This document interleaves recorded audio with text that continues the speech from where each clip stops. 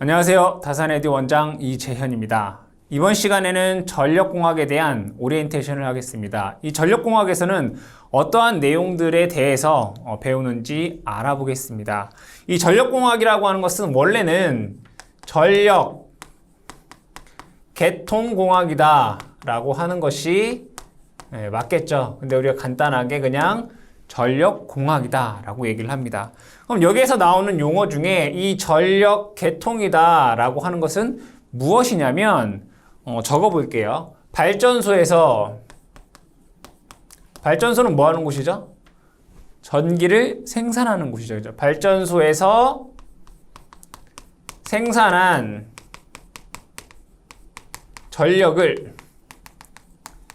전기를 사용하는 곳은 어디에? 수용가죠. 그러니까 발전소에서 생산한 전력을 수용가에 공급하기 위한 일련의 설비. 얘네들을 다 우리는 전력 계통이다 라고 얘기를 합니다. 그러면 전기를 생산하는 요 발전소에서, 그쵸? 발전소에서 무엇을 통해서? 전선을 통해서, 그쵸? 어디로? 수용가에 공급을 하잖아요. 이때 여기서 말하는 이 수용가라고 하는 것은 어떤 대형 공장이 될 수도 있고, 또는 상가가 될 수도 있고, 또는 여러분들이 살고 있는 가정이 될 수도 있겠죠. 그러면 이 전기 에너지는 이 전선을 통해서 공급이 되는데, 이 전선을 지지하고 있는 것들이 뭐가 있겠어요? 당연히 뭐 철탑이 있을 수도 있고, 그쵸? 애자가 될 수도 있고, 그쵸? 또 변전소도 있잖아요, 그죠? 변전소. 그러니까 얘네들을 다 통틀어서 우리는 그냥 전력 계통이다라고 얘기를 합니다. 그러면 얘네들을 조금 더 자세하게 우리가 그려보게 되면 아까 얘기했듯이 발전소가 있고요. 이 전기를 뭐 하기 위한, 수용가에 공급하기 위한 그 수송 설비가 있을 거예요. 조금 더 이제 우리가 전문적인 용어를 해보자 이거. 수송 설비. 그쵸? 그럼 발전소도 발전소라고 하지 말고 뭐라고 할까요? 발전 설비가 있겠죠. 그쵸? 그러면 전기를 사용하는 무슨 설비? 수용 설비가 있어요. 그리고 수송하는 데 있어서, 전력을 수송하는 데 있어서 얘네들 뭐 해야 돼요? 관리를 해야 되잖아요. 그쵸? 전력을 어디로 보내줄 것인가? 얼만큼? 어떻게? 그런 관리가 필요한 운용 설비가 있다 이거예요. 그죠? 그럼 얘를 보게 되면 이 발전 설비에는 뭐가 있을까요, 여러분들? 여러분들이 잘 알고 계시는 뭐 수력이라던가, 그 다음에 화력이라던가, 그 다음에 우리나라에서 많이 사용되는 원자력 발전이라든가, 그리고 요즘 많이 뜨고 있는 신재생 에너지, 이러한 것들이 바로 발전 설비다라고 얘기를 합니다. 그러면 수송 설비에는 무엇이 있을까요? 전력을 수송하고 분배하는 역할을 하는데, 송전선이라든가, 수송 설비에는 송전선 또는 변전소 또는 배전소, 배전선, 이런 것들이 수송 설비에 해당이 되고요. 그럼 운용 설비는 뭐냐라고 했을 때 얘네들이 전력을 사고 없이, 정전 없이 잘 공급되기 위한 급전 설비라든가, 그 다음에 뭐도 해야 돼요? 통신을 해야 되죠. 뭐 발전소와 변전소 간, 또는 변전소와 변전소 간, 그렇죠? 통신 설비. 이런 것들을 우리는 운용 설비다라고 얘기를 합니다. 그럼 수용 설비에는 뭐가 있을까요? 바로 아까도 얘기했지만 뭐 공장, 가정, 뭐 학교, 뭐 이런 것들이 다 수용 설비라고 얘를 다른 말로 우리는 수용가라고 얘기를 합니다. 전력 계통을 우리가 구성을 할 때 발전 설비, 그 다음에 수송, 운용 설비, 그 다음에 수용 설비 이렇게 나눌 수 있고요. 그럼 전력 계통 공학, 전력 공학에서는 발전에 관련된 부분을 우리는 뭐라고 하냐면 발전 공학이다 라고 얘기를 하죠. 발전 공학. 그리고 수송하는데 뭐예요? 송전선과 배전선에 대한 내용이 대부분이겠죠. 그리고 변전소, 그리고 어떤 안정적인 전력 공급을 하기 위한 운용 설비, 요것들을 다 합쳐서 우리는 배전공학 이렇게 얘기를 합니다. 송배전공학. 그래서 이 전력계통공학이라고 하는 것은 이 발전공학, 뭐 교재로 보자면 발전공학 그리고 송배전공학 이 두 개를 배운다라고 보시면 되겠습니다. 그러면 여러분들이 전기기사나 전기산업기사를 응시할 때 총 20문제 중에 이 송배전공학이 대부분 뭐 한 17문제에서 한 18문제 정도가 출제가 되고요. 발전공학이 한 2-3문제 정도가 출제가 되고 있습니다. 그래서 이 전력공학은 대부분 이 송배전공학에 중점을 맞춰서 공부를 하면 되겠다라는 것입니다. 그래서 여러분들이 요거에 대해서 공부를 하고 나중에 발전공학에 대해서 공부를 하겠습니다. 자, 그러면 요 송배전 선로에 대한 구성을 한번 다시 보겠습니다. 송배전 공학의 구성, 대략적인 내용을 한번 보자, 이런 얘기입니다. 그럼 여기에서 제일 먼저 뭐가? 발전소에서 전기를 생산을 할 것입니다. 그럼 여기에 발전소 이렇게 적어볼까요? 발전소. 그럼 발전소 같은 경우에는 보통 6에서 대략 한 24kV의 전압이 생산이 됩니다. 근데 우리가 이 대전력을 먼 곳까지 보내기 위해서는 나중에 배우겠지만 전압을 승합을 해야 됩니다. 그래서 이 발전소에서 맨 처음에 뭐가 있냐면 승합 변압기가 있습니다. 전압을 올려준다. 승합 변압기를 사용해서 전압을 올려줍니다. 얼마로? 우리나라는 대부분 345kV로 승합을 시켜줍니다. 그럼 이 승합된 전압을 가까이에 있는 1차 변전소로 보냅니다. 여기를 1차 변전소라고 보죠. 그럼 이 1차 변전소에서는 이 345kV를 뭘로? 154kV로 바꿔줍니다. 그랬을 때 이 154kV를 갖고 한 곳에서는 이렇게 154kV를 어디에? 대형 공장에 공급을 해요. 대형 공장. 즉, 뭐 여러분들 알고 계시는 삼성, 현대, LG 뭐 이런 곳에 큰 공장들은 대전력이 필요하기 때문에 바로 154kV로 전력을 받아서 자기 스스로 22.9나 또는 뭐 380이나 변압을 해서 쓴다 이런 얘기예요.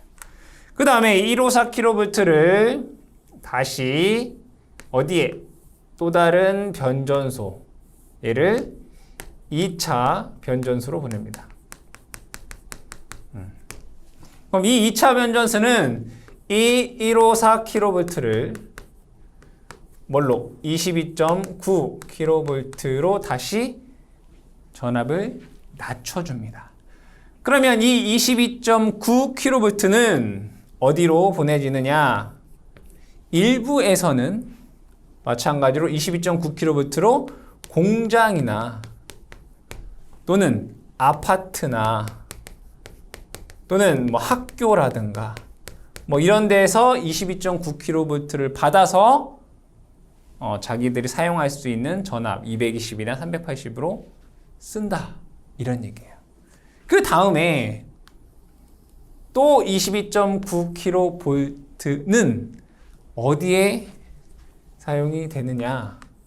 바로 여러분들이 지나다니다가 볼 수 있는 요 주상변압기로 갑니다.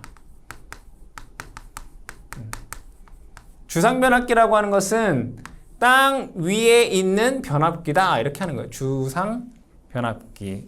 이 주상변압기를 다른 말로 배전용 변압기다라고 얘기를 합니다. 그럼 여기에서 이 주상변압기에서는 어디로 가겠어요? 전력이? 이 주상변압기는 이 22.9kV를 뭘로 바꿔요? 여러분들이 쓰고 있는 380이나 220V로 바꿔줍니다. 그래서 얘는 어디로? 가정, 집, 그죠? 또는 상가, 또는 뭐 소형 부하 이런 쪽으로 간다. 뭐가? 380에 220V가. 그랬을 때 지금 우리가 얘기하고 있는 건 뭐라고 했죠? 송배전 계통에 대한 얘기를 한다라고 얘기를 했습니다.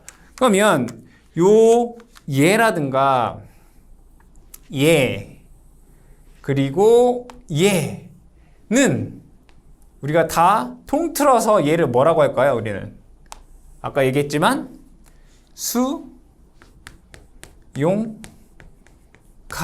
얘기한단 말이에요. 그러면 이 수용가와 연결되어 있는 얘네들을 뭐라고 하냐면 배전선로다라고 해요. 그럼 여기도 마찬가지로 배전선로고 얘도 마찬가지로 배전선로인 거예요. 배전선로를 우리는 뭐 DL 이렇게 쓰죠. 그리고 이 발전소에서 1차 변전소, 2차 변전소를 우리는 송전선로, 얘도 마찬가지로 송전선로라고 합니다. 송전선로를 우리는 TL 이렇게 얘기를 하죠.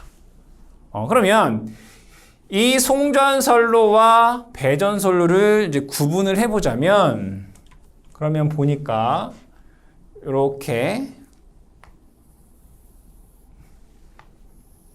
볼 수 있네요.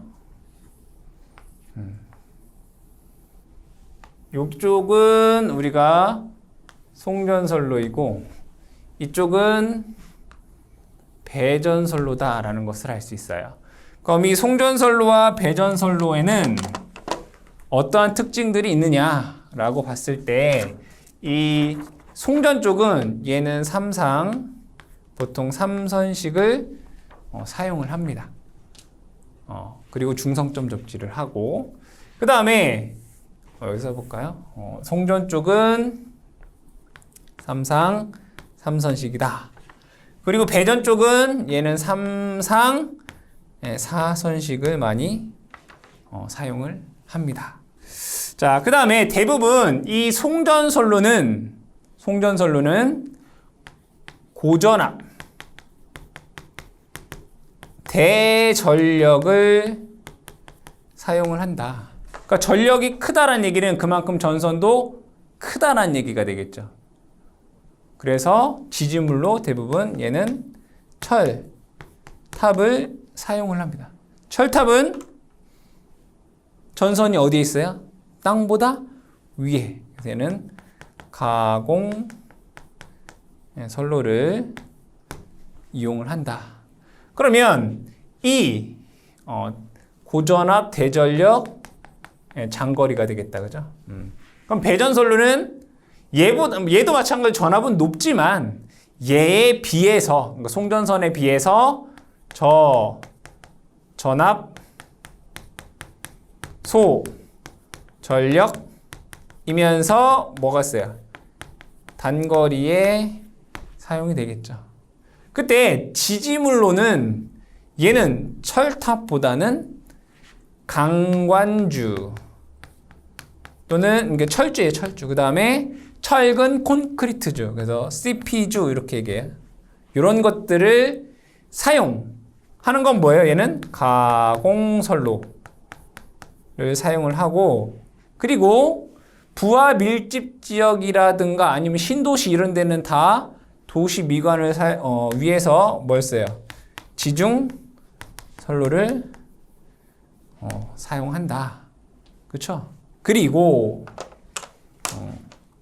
송전선에서는 다도체 방식을 사용을 하고 얘는 단도체 방식을 주로 사용하더라. 그러니까 꼭 이렇다라는 게 아니라 대부분 이렇다라는 것을 여러분들이 알아두시면 되겠다. 이게 송배전 계통에 대한 대략적인 그림이 되겠습니다. 이걸 여러분들이 조금 머릿속에 이런 것들에 대해서 배우는구나 라고 여러분들이 기억을 하시고 공부를 하시면 조금 더 수월하게 공부를 하실 수가 있겠다.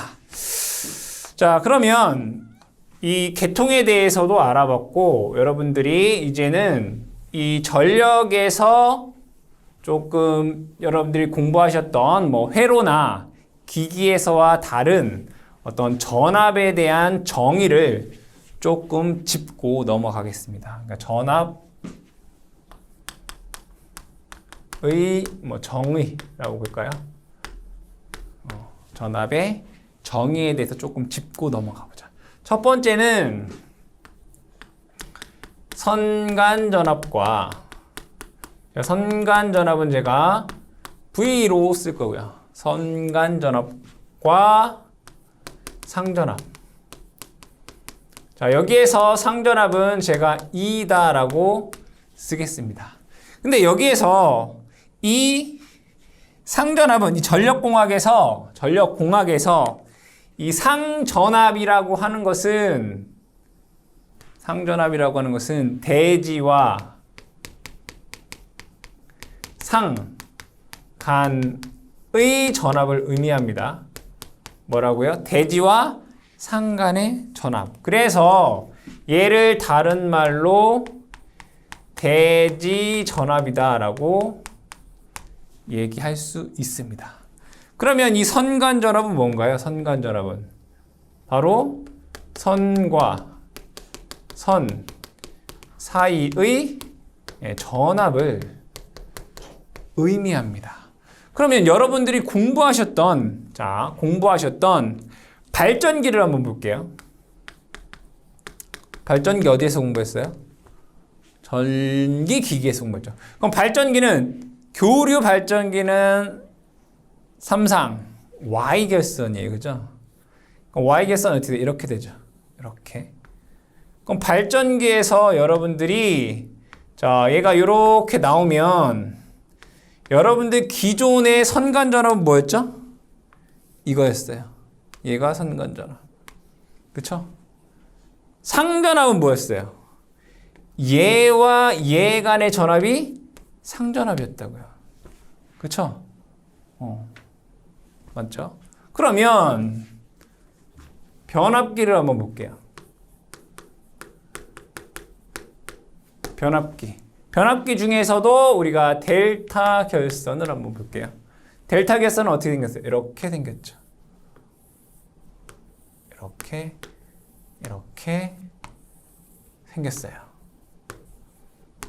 그러면 선간전압은 뭐예요? 이게 선간전압이에요. 그렇죠? 상전압은 뭐였어요? 여기에 걸리는 전압. 여기에 걸리는 전압이 우리는 상전압이었어요. 그렇죠? 얘도 여기가 상전압. 그러면 이 발전기와 변압기는 상전압을 얘기할 때 대지와 관계가 있어요, 없어요? 없어요. 그렇죠? 그러니까 여기에 있는 상전압은 대지랑은 상관이 없어요. 그죠? 그냥 코일 양단에 걸리는 전압이란 말이에요. 그런데 우리가 전력공학에서 상전압을 뭐라고 하겠다고요? 대지와의 한 상과에 걸리는 전압을 뭐라고 하겠다? 상전압으로 하겠다 이거. 이 정의에 대해서 여러분들 잘 기억을 하셔야 된다. 그러면 3상이기 때문에 하나, 둘, 셋 이렇게 있어요. 그럼 여기를 제가 편의상 얘를 L1, 여기를 편의상 L2, 여기를 편의상 L3다 라고 보고요. 여기를 대지다 라고 볼게요. 땅. 우리 기준 전위가 되는 거죠. 자, 이때 선간전압은 여기에 걸리는 전압이 선간전압이에요. 또 여기에 걸리는 전압이 선간전압. 또 여기에 걸리는 전압이 선간전압입니다. 그리고 얘와 얘 간의 전압이 뭐가 되는 거예요? 상전압이 되는 거예요. 그렇죠? 마찬가지로 얘와 얘 간의 전압이 또 상전압인 거고 얘와 얘 간의 전압이 상전압 2인 거예요. 상전압이라고 하면서 또 뭐라고 한다고요? 대지전압이다 라고 한다고요. 그러면 얘네들은 변압기가 델타이든, 즉 여기가 델타 결선이든 여기가 Y 결선이든 관계없어요. 그냥 선과 선 사이의 전압을 우리는 선간 전압이라고 하고요. 한 선과 대지 간의 전압을 우리는 그냥 상전압이다 라고 하겠다 이거예요. 대지전압이다 하겠다 이거예요. 그때 이 상전압, 대지전압은 항상 3상에서 루트 3분의 1 V가 됩니다. 이걸 여러분들이 무조건 기억을 해줘요. 이거는 변압기 델타 Y랑은 무관하다 이거예요. 얘를 우리는 대지전압 또는 얘를 상전압 이렇게 얘기하겠다 이거예요. 중요한 건 뭐라고요? 변압기가 델타이든 Y든 상관없다 이거예요. 그래서 왜 루트 3분의 1인지를 보겠다 이거예요. 한번 볼게요. 왜 그런지를. 그러면 한 선과 대지 간의 전압이라고 했잖아요. 그러면 얘를 그림을 그려보면 하나, 둘, 셋 그리고 대지가 이렇게 있어요.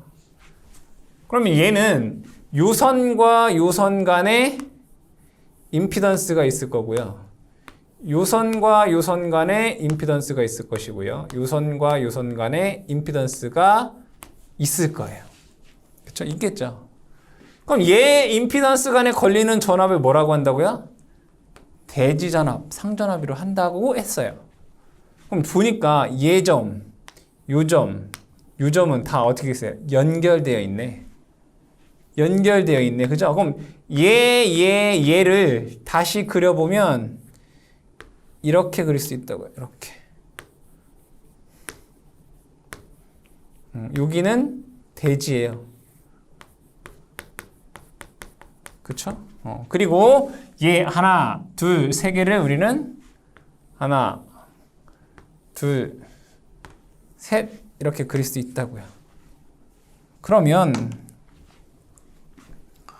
여기에 전압이 선간전압 V라고 했잖아요. 그쵸? 여기 V라고요. 그러면 여기에 걸리는 전압을 우리는 대지전압이다라고 한다고 했잖아요. 그쵸? 그럼 여기는 대지를 중심으로 Y결선되어 있네. 그쵸? 그럼 여기 임피던스 G에 걸리는 전압은 요 루트 3분의 1 V가 된다는 걸 알 수 있죠. 그래서 우리가 전력공학에서 항상 대지전압 또는 상전압이라고 하는 것은 선간전압을 루트 3으로 나눈 값이다라는 걸 여러분들이 기억을 하셔야 된다. 변압기 결선과는 뭐하다고요? 무관하다. 그러니까 즉 대지전압은 무조건 선간전압 루트 3으로 나눈 값이에요. 근데 그 대지전압을 우리는 뭐라고 할 거다고요? 상전압이다 라고 할 거라 이거예요. 그것을 여러분들이 꼭 기억하시고 혼동하지 않으셔야 된다. 전력 공학에서 아시겠죠? 그걸 먼저 여러분들이 개념이 정리가 되어야지만 우리 전력공학을 하는 데 있어 혼동이 없다. 자, 그 다음에 두 번째는 공칭전압입니다. 공칭전압. 공칭전압이 정의가 뭔지를 한번 볼게요. 선로를 대표하는 선간전압. 선로를 대표하는 선간전압 이라고 되어 있어요. 중요한 건 뭐냐면 대표하는 얘가 뭐라고 했어요? 선간전압이다 라고 되어 있어요. 공칭전압은. 자, 두 번째는 뭐라고 되어 있냐면 수전단 전부하시. 전부하시라고 하는 건 뭐예요? 부하가 풀로 연결되어 있을 때 전부하시, 여기 중요한 말이에요. 얘가 송전단 선간전압 이라고 되어 있어요.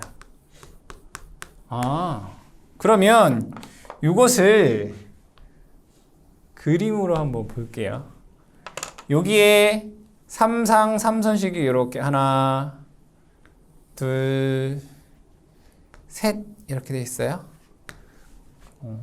얘를 편의상 L1, L2, L3 이렇게 되겠죠. 여기를 제가 송, 전, 단이라고 하고 여기를 수, 전, 단이라고 얘기를 해볼게요. 그때 여기에 부하가 전부하가 다 있다 이거예요. 부하가 풀로 달려 있다 이거. 이때 이 송전단의 이 선간 전압을, 선과 선 사이의 전압을 우리는 뭘로 하겠다? 네. 공칭 전압으로 하겠다 이거예요. 그럼 여기에서 왜 송전단을 공칭으로 하느냐라고 보면 여기에 전류가 흐르면 분명히 선로에는 임피던스가 있을 거란 말이에요. 그러면 요점의 전이, 요점의 전이, 요점의 전이가 어때요? 다 다르겠죠. 그럼 어떤 하나를 대표해서 전압을 칭해야 될 거 아니에요. 어떤 이 계통에. 그래서 우리는 전부하시, 여기 부하가 풀로 달려있을 때 송전단 선간 전압을 공칭 전압으로 하자라고 뭐 한 거예요? 약속한 거예요. 뭐 한 거다고요? 약속한 거라고요. 그때 우리나라에서는 이 공칭 전압이 뭐가 있냐면 765kV, 345 kV, 154 kV, 66 kV, 22 kV, 그리고 22.9 kV, 6.6 kV, 3.3 kV. 얘네들은 기본적으로 다 뭐냐면 삼상입니다. 아무런 언급이 없어도 얘네들은 그냥 삼상이다라고 보시면 돼요. 그러니까 여러분들이 질문하는 게 얘는 삼상이에요, 단상이에요. 말이 없는데 왜 삼상이에요? 얘는 왜 단상이에요? 이런 질문들을 하시는데 얘네들은 다 기본적으로 그냥 뭐라고요? 삼상이다라고 보시면 된다. 자, 그랬을 때 요거를 구분을 해보면 여기에서 요 위쪽은 송전선로의 전압이고요. 요 밑에는 배전선로의 전압이다라고 보시면 돼요. 그런데 여러분들 우리나라에서 기존에 3.3, 6.6, 22, 66은 썼어요. 그죠? 비접지 계통이. 근데 지금은 잘 사용하지 않는다 이거예요. 왜? 전력의 사용이 많아지면서 우리나라가 경제가 발전하면서 인구도 늘고 산업이 발전하면서 전력을 많이 사용하게 돼요. 그럼 많이 사용할수록 뭐 해야 돼요?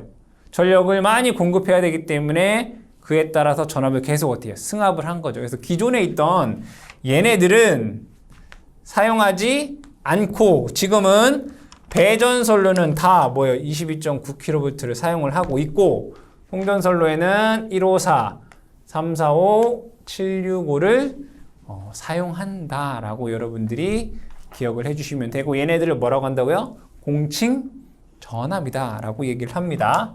자, 세 번째는 정격 전압에 대해서 볼게요. 정격 전압. 다른 말로 이 정격 전압을 뭐라고 하냐면 사용 전압 또는 뭐 기준 전압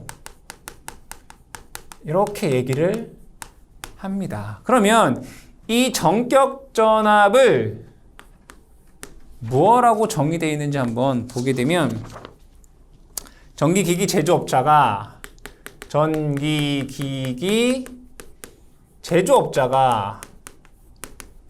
어떤 기기를 만드는 설비를 만드는 업자가 제품의 특성에 따라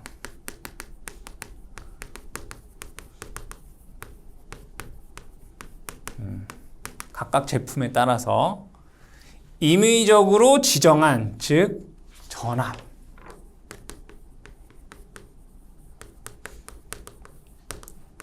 이건 뭐예요?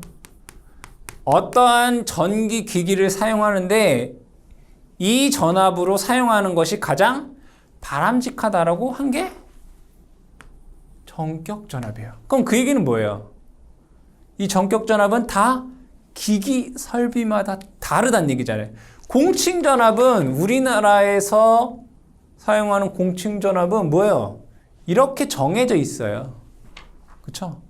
이 정격 전압은 그 설비마다 다르다 이거. 차단기라든가 피레기라든가 변압기라든가 이런 것들은 뭐예요? 전기기기 제조업자가 제품의 특성에 따라 임의로 지정한 전압이다라고 했어요. 근데 이것도 어디에요? 약속되어 있겠죠. 공칭 전압별로 어떻게 약속되어 있겠지만 어쨌든 설비마다 다르다라는 걸 여러분들이 아셔야 돼요. 그러니까 정격 전압은 다 똑같다라는 게 아니에요. 차단기랑 피레기랑 똑같은 공칭 전압이지만 정격 전압이 다르단 말이에요. 그걸 여러분들이 인지를 해야 된다. 두 번째, 이때 이 전기기기는 어디에 써요? 여기에 전기기기 사용하잖아요. 부하를 사용하잖아요. 그럼 뭐예요 얘는? 수전단 전압이다라고 볼 수 있어요. 공칭 전압은 뭐라고 했어요? 송전단 전압이에요. 수전단 뭐라고 해요? 선간 전압 이렇게 쓸 수 있겠죠. 근데 기기마다 다르기 때문에 기기마다 뭐예요? 선간에 걸 수도 있고 대지와 걸 수도 있잖아요. 그래서 그냥 얘는 어쨌든 그냥 수전단 전압이다 이렇게 보시면 돼요. 가로치고 얘를 그냥 때에 따라서 선간 전압이 될 수도 있고 뭐 상전압이 될 수도 있으니까 어쨌든 기본적으로는 수전단 선간 전압이라고 해보자 이런 얘기예요. 자, 네 번째는 최고 전압이에요. 최고 전압. 자, 최고 전압이라고 하는 것은 정의에 의해서 뭐냐면 전선로에 발생할 수 있는 전선로라고 하는 것은 전선이 지나가는 길이에요. 전선로에 발생할 수 있는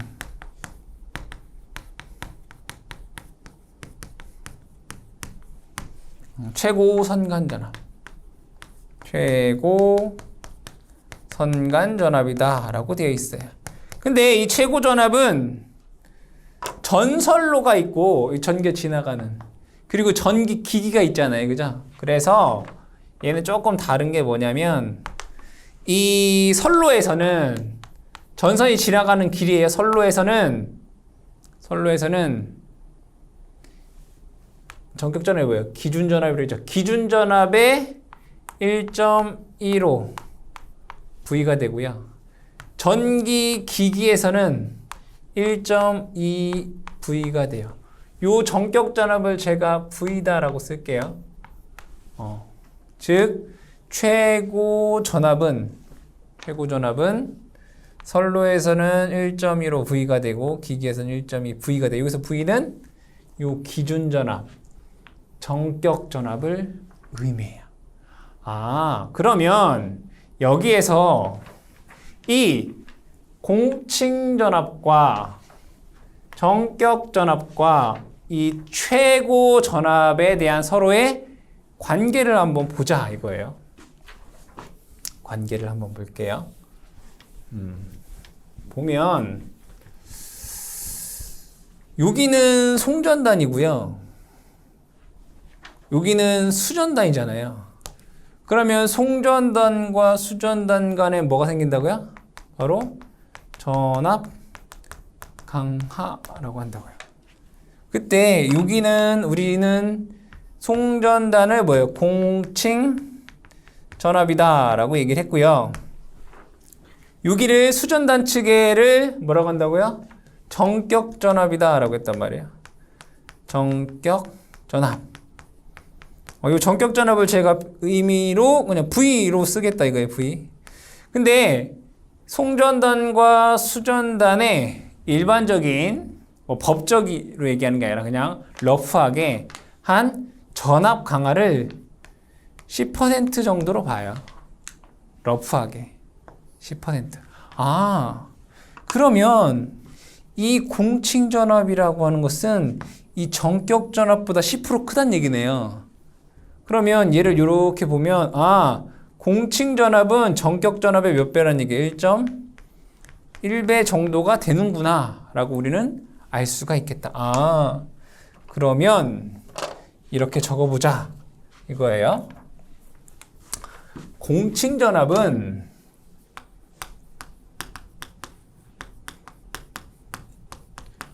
정격 전압의 몇 배? 1.1배예요. 정격 전압, 기준 전압의 몇 배다? 1.1배로 쓸 수가 있다. 이런 얘기예요. 그럼 얘를 1.1 V 이렇게 쓸 수 있다는 얘기인가요? 그러면 이 정격 전압은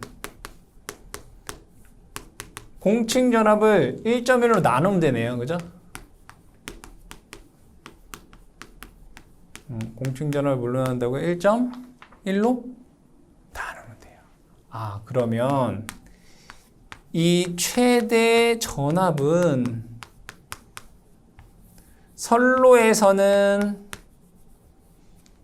정격 전압의 1.2로 되잖아요. 그래서 1.1분의 1.15 곱하기 공칭 전압이 되는 거고요. 그렇죠? 기기에서는 최대 전압은 정격 전압의 1.2배라고 했잖아요. 1.1분의 1.2의 공칭 전압이 된다.